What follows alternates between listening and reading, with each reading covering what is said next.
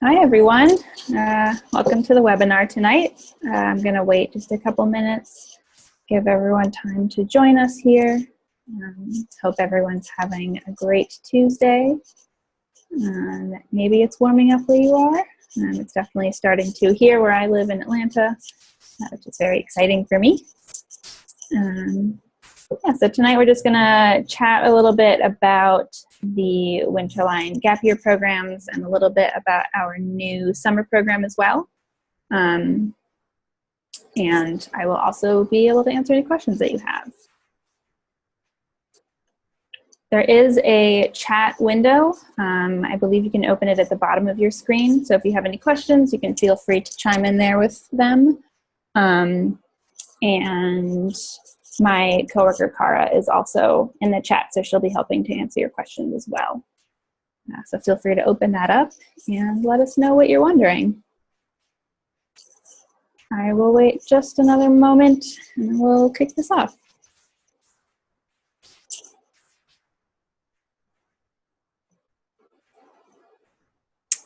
All right, let's jump into it. Just a quick overview of what we're going to talk about today. First of all, why take a gap year? Reasons to take it, what you can get out of it. What makes Winterline special? It's the skills, I'll tell you now. We'll dig more into that in a minute. I'll give you an overview of our program as well as both of the itinerary options that we are offering for the 2019 program. We'll talk a little bit about scholarship and financial aid, as well as our summer program, and then we'll close it out just with a couple testimonials and some time to answer your questions. So a little bit about me. I am the admissions advisor at Winterline. I've been with Winterline a little over 2 years now, inching up on 2.5. I got into this because I studied abroad in college. I was a Spanish major and I really just wanted to get out and be able to use the Spanish in the real world. And I had a really great time, and I want to help other students kind of learn abroad and learn by doing instead of just sitting in a classroom. I did not take a gap year myself, but ever since I've been with Winterline, I've realized that I definitely should have. Because even though college worked out for me, I did not know what I wanted to do going into it, and it would have been really great if I had had kind of more opportunity to explore what I wanted to do. So let's jump into why take a gap year. First of all, a gap year can be a lot of different things depending on who you are and what you want to get out of it. Some students work or volunteer or study or do an internship or travel or do some combination of those things.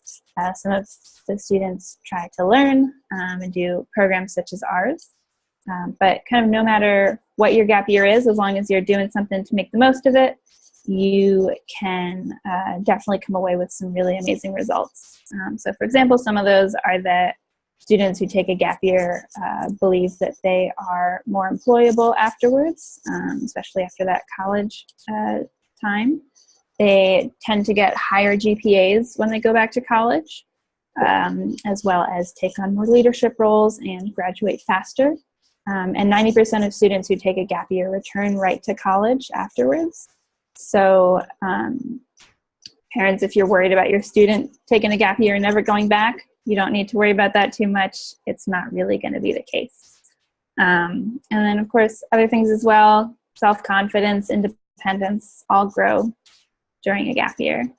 And for those of you just joining us now, as a reminder, we do have a chat box available to drop any questions that you have. My coworker, Cara, is there to help answer those questions, and I will be answering them a little bit as well. Another thing to think about, gap years and college. Some gap years, including Winterline, offer college credit. Winterline college credit is offered for things that students are doing on the program anyway. It's just a little bit of additional kind of reflection and assessment that goes into that, but the activities themselves are things they're going to be doing no matter what. And those credits are opt-in, so students can choose to do them if they want to, but they don't have to.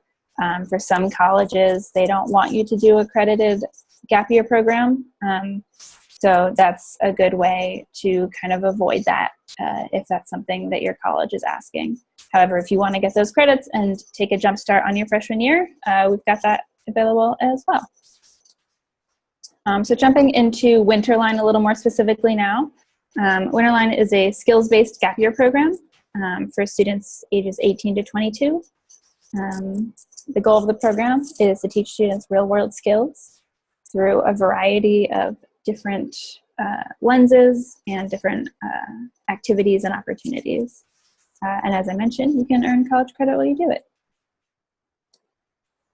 So here's just a quick overview of some of the skills that students will be learning. You can see there's a really big range from kayaking to cooking to woodworking to navigation. These are some of our past students.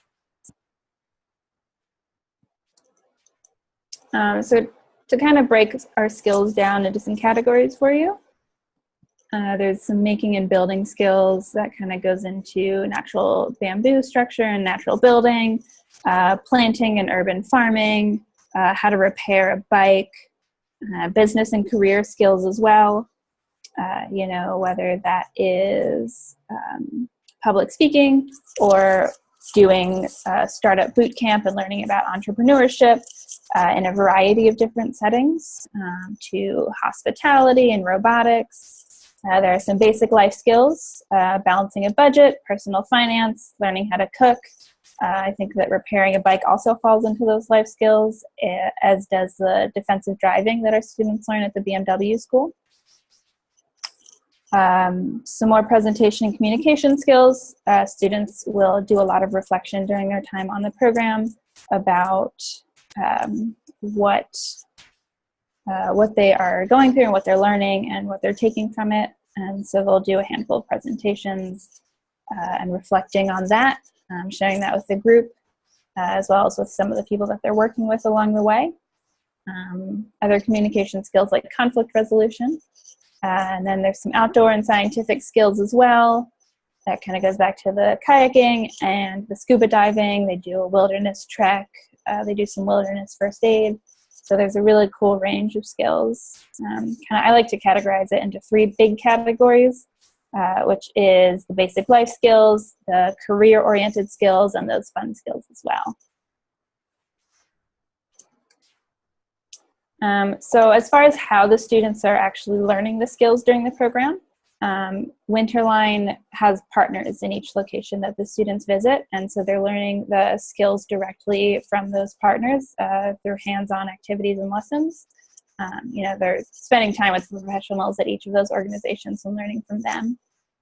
So we've got partners all over the world. Our regional directors vet each partner before we sign on with them to ensure that the curriculum as well as just the actual facilities and the safety plans all match the Winterline standard. Our students also give us feedback at the end of every trimester. So we really take the students' feedback as well as the field advisors' feedback into account at the end of each program and make sure that we are keeping the program up to date and improving it year upon year so that we are continuing to work with the best partners in the world. So to jump into the gap year program and how that breaks down, it's a 9-month program. Our students will go to 10 countries during those 9 months, and they will learn 100 different skills. Just as a kind of program at a glance here, it'll be from mid-September through early May, and that's about the same dates that happen every year. And that goal is to kind of try and match it with a school calendar so that the program will fit easily between high school and college or between whatever years of school you are doing your gap year. The program fee is all-inclusive. It covers tuition for all of our partner organizations. It covers food and housing during the program. It covers all of the travel during the program. It also includes health insurance. So that's a great cost. There's not a lot of hidden fees there. We do have financial aid and scholarships as well, and accept funds from 529 accounts, and we'll review that aid in a little more detail shortly. As I mentioned at the beginning, we have 2 travel paths coming up for the fall 2019 program. They're very similar. Both of them will start off in the US. They'll go to Central America, to Panama and Costa Rica. They'll both go to Thailand and India in Southeast Asia, and in Europe they'll both go to Germany, Italy, and the Czech Republic. And then there's a 6-week chunk of time at the end of trimester 2, the beginning of trimester 3, that differs. So if students choose itinerary 1, they kind of get to extend their time in Europe and as well as Asia. So they'll also go to Cambodia and Austria. Or students can go visit Africa. They'll go to Rwanda and South Africa. So the skills in those chunks of time will differ a little bit depending on which itinerary students choose. Path 1 kind of builds a little more on kind of some hospitality and certain career skills. You know, they'll dive a little deeper into cooking. That's also when they do robotics. So it's kind of arts and career and sciences. And then for itinerary 2, it's a little more kind of social innovation, social impact. Students will be learning about healthcare and sustainability, conservation. They'll do things like urban farming in that path. So they're similar, but it does give students a chance to kind of pick and choose a little bit what their interests are and where in the world they want to see.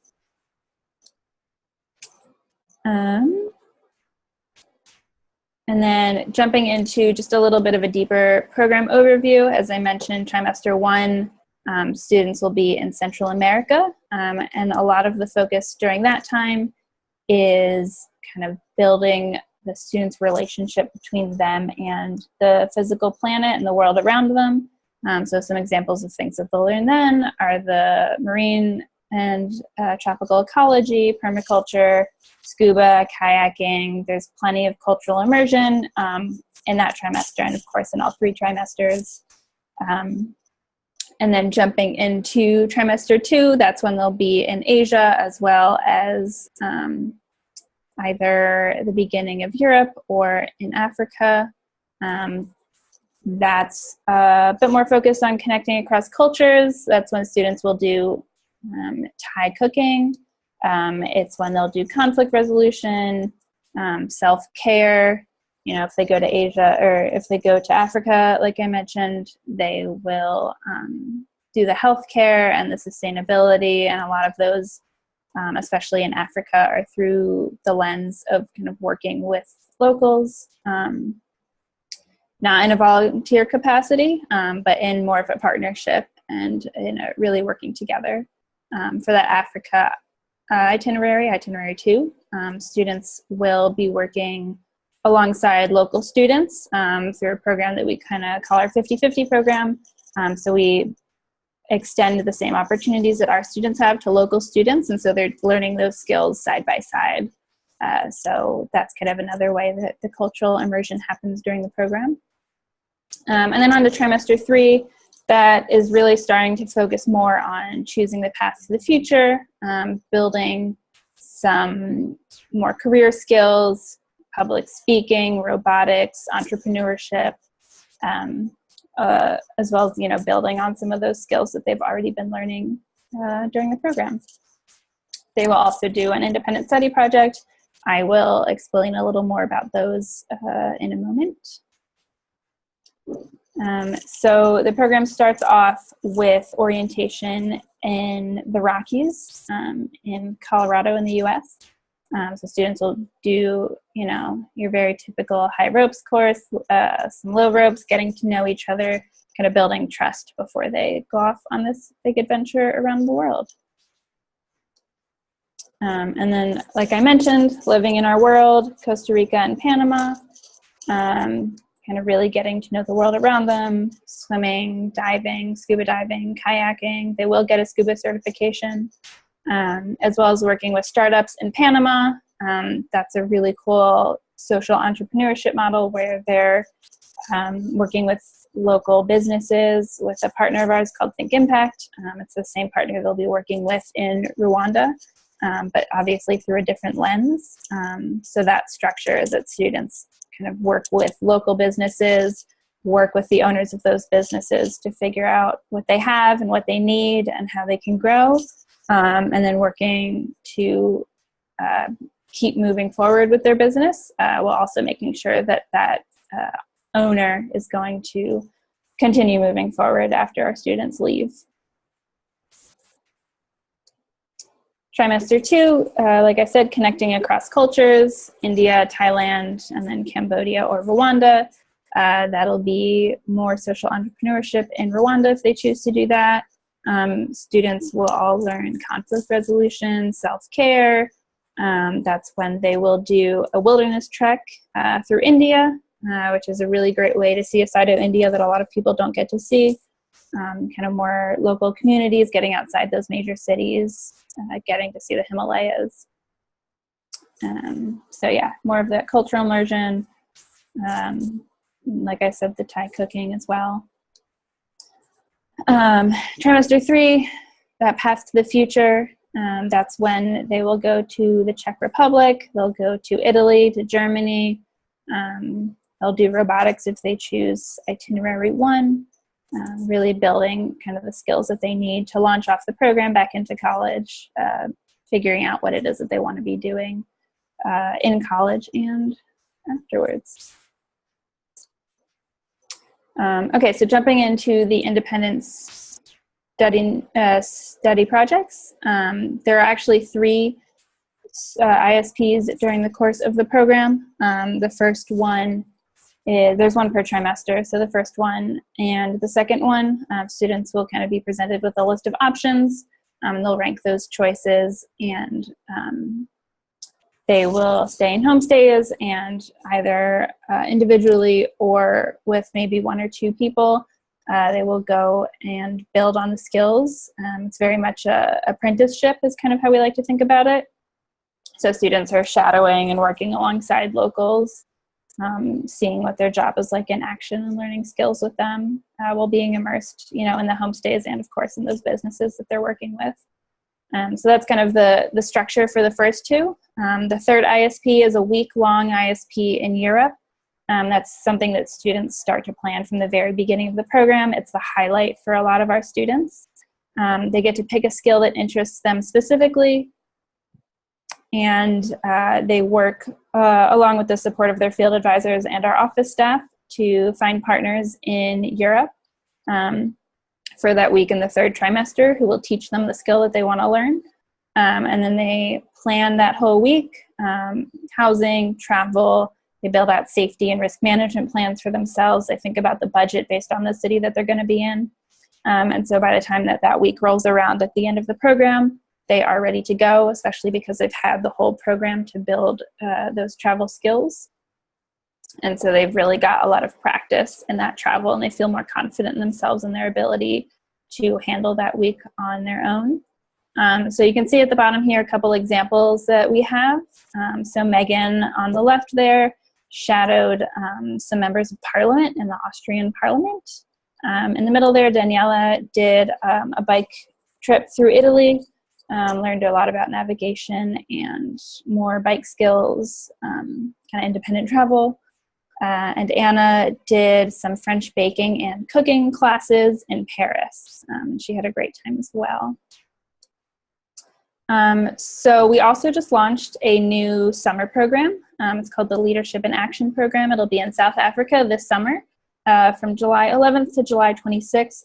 So the goal of this program is to teach students leadership skills in a variety of settings, and through a variety of different lenses. Students will get to meet a lot of different leaders in the community and learn about different leadership and mentorship styles, all while building other skills as well.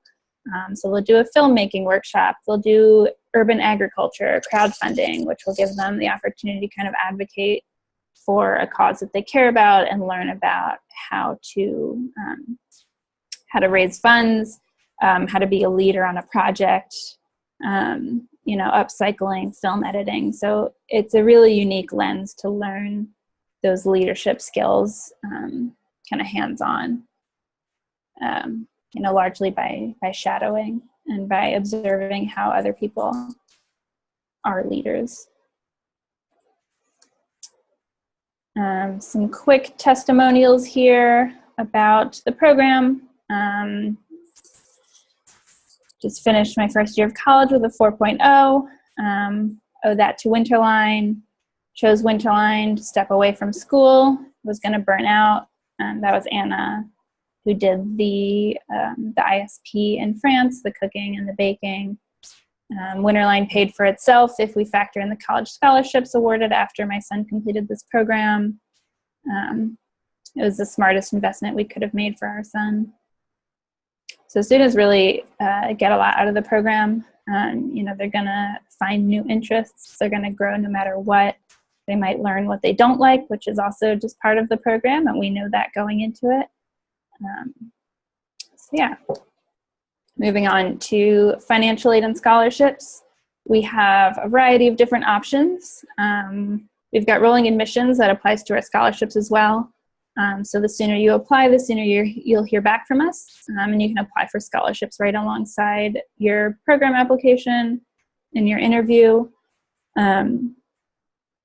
So that if you get that in time, the scholarship committee will be able to include an aid offer in your acceptance package. So we have an early application deadline for both of our programs. For the 9-month program, that is April 10th. For the summer program, that's March 30th. You'll get $1,000 off the program if you apply by April 10th for the 9-month, $100 off the summer program. We've got need and merit-based financial aid. The amounts on that range depending on what the scholarship committee has available. We've got a bring a friend discount for both of our programs as well. $2,500 for the 9-month program, $250 for the summer program. So the way that one works is that if you apply with a friend and you both are accepted to the program, you'll both get that discount. We also have some work study scholarships, which are really cool. We've got photography, journalism, videography, social media, and photojournalism. So the way those work, when you apply for them, you will submit a portfolio, and the scholarship committee will review that. And then if you receive the scholarship, you will have the opportunity to help contribute to Winterline's social media and blog throughout the course of your program. You're helping to record the experience that you and your peers are having. You also are building a portfolio along the way and having your work published online. And you'll work with a staff mentor. So I mentor the journalism students, and so you'll be able to kind of continue to build those skills throughout the program along with all the other skills that you're learning. We do also accept funds from 529 plans for the 9-month program. That does not apply to the summer program, but it can be used for the 529 program and or for the 9-month program. And those funds can be used to pay for the full cost of the program if that's something you would like to do. That is through our partnership with Western Colorado University, which is also how we offer those college credits that I mentioned back at the beginning. And February is Gap Year Exploration Month. So if you get your deposit for the program in, so once you go through the application process, you're accepted, you get your deposit in by the end of the month, you'll get $1,000 off the program. I know that's very soon. It's a tight deadline for a lot of you, but don't worry, we do offer kind of discounts like this on a pretty regular basis, so just keep an eye out. But yeah, so if you are close to that point, I definitely encourage you to get that deposit in. So we've got time for questions now. Again, for those of you who maybe joined us late, we have a little chat box that you can check in and ask your questions there. So feel free to drop some questions in. I can try and just talk about some frequently asked questions that I get. So for example, the application process, the way that works for the 9-month program, it's a 4-step application. It's online, top right-hand corner of our website. The 4 steps of the application are short and pretty sweet. It's some personal information, some essay questions, some parent information, and then just a little bit of additional information as well. It's just one short essay question. Shouldn't take you more than 45 minutes or an hour total to do the whole online application as long as you're focused. Once you finish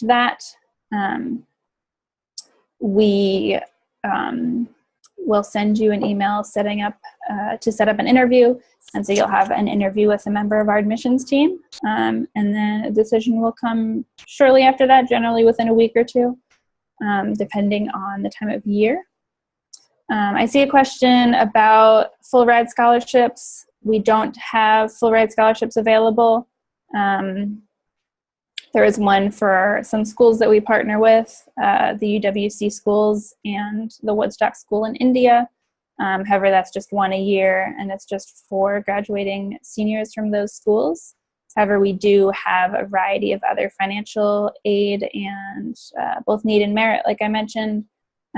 Definitely apply for those if you have not already, and the scholarship committee will get back to you on that.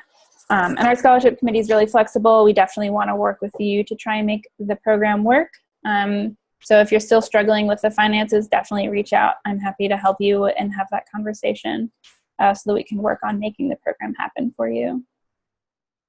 I do see someone asking about aid and applying and combining scholarships. You can combine scholarships. You can apply for both a work study scholarship and a need or financial based scholarship. You can get the bring a friend with those. You can get the early application discount with those. So yeah, you can definitely apply for more than one. Someone is asking, what if someone gets sick or seriously injured? That's a good question. Students do get sick on the program, you know, it's just part of travel. We have our field advisors who travel with the students are wilderness first aid trained. So, you know, if an emergency arises, they are ready to handle that. We also have the regional directors that I mentioned who live in each region year round. So they are really familiar, you know, with the medical systems and all of the kind of government systems that exist in each country that our students are visiting. And so they are also available to step in and help navigate that process. We also have health insurance included on the program. So that can help cover that as well. It's part of the program cost. Let's see, other questions? Another question I get pretty frequently is, do I need to know a language to go on this program? No, you don't. I like to tell people one of the skills that they're learning on the program is how to navigate in a country where they might not speak the language. Students do learn some Spanish when they're in Central America, but we're not a primarily language program. So students will, you know, they'll pick up some words here and there, they'll build their Spanish skills. The field advisors that we hire have expertise in the regions, and so they might be familiar with some of the languages. All of the skills are taught in English, so students are good to go there. I've got another question. How many students are you traveling with? That's a good question. You didn't miss it. I have not touched on that yet.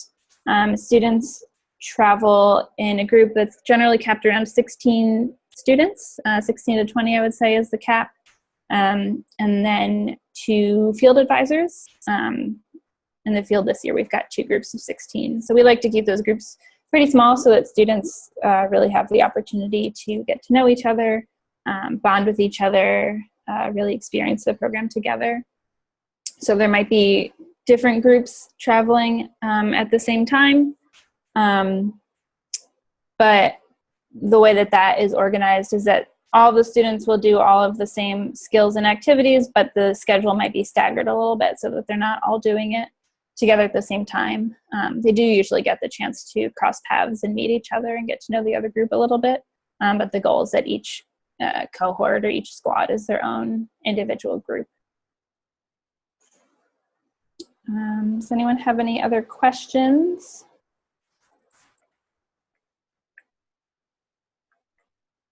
Are you traveling alone during the ISP?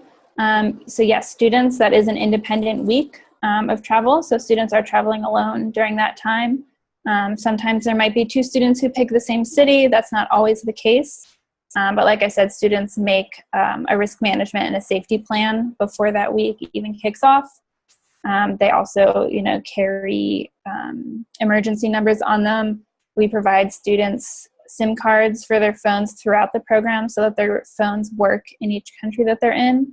And during that week, the field advisors are placed very strategically in certain cities in Europe that are easy to travel to other cities from, so that they can quickly get to another city if a student needs them.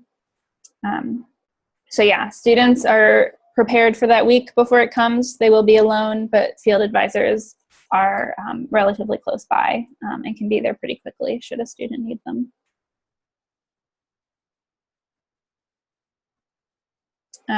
Someone asked, are you staying with a host family during the ISP? Generally, no. Students often stay in hostels or Airbnbs during that time. Depending on the partner, how they found it, sometimes it's through connections with a friend or a family, or the friend or family of someone else on the program. There may be a host family involved during, in that circumstance. Or sometimes, depending on the partner, it may be a similar situation. So it does vary depending on what their IST plans are, but a lot of students stay in hostels or Airbnbs during that week.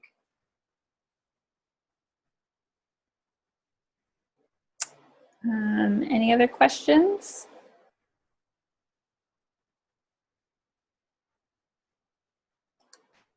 I will switch to this last page. It's got my email here, Nora@winterline.com. It's really easy. We also have a little chat box that pops up on the website. I'm usually the one there, or one of my coworkers are, so we're happy to answer your questions there as well. I'll wait just another moment to see if anyone has any lingering questions, but you can always follow up with me later if any other questions occur to you down the road. Great. Well, thank you all so much for coming to the webinar tonight. We are recording it and we'll send out the full webinar. So if you joined us late, or if you want someone to see it who maybe could not attend tonight, that link will be available. So thank you all for coming. Have a great evening. Bye.